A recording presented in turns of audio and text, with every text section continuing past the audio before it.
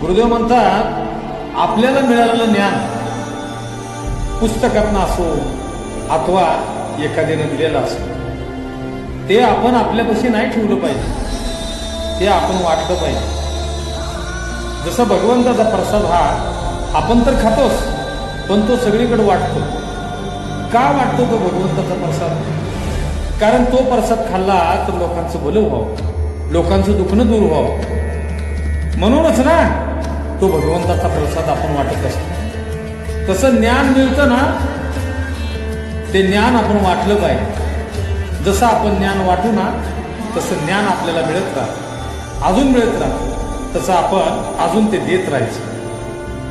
तसं माणसाचं कर्म आहे. दान धर्म तसं करत तसा पैसा आपल्यापाशी टिकत राहतो, पैसा वाढत राहतो. का तर ते दान धर्म केलेलं असतं ना, त्यातून एखाद्या गरीबाचं पोट भरतं, एखाद्या आंधळ्या पांगळ्याला त्यातली मदत होते आणि ते पुण्य मिळतं आपल्याला.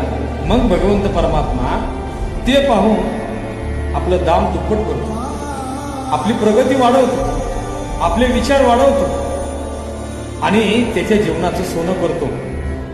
हे शिकवलं बाळूमामा. कळलं? बोला जय बाळूमामा. बाळूमामाच्या नावानं सांग बरं.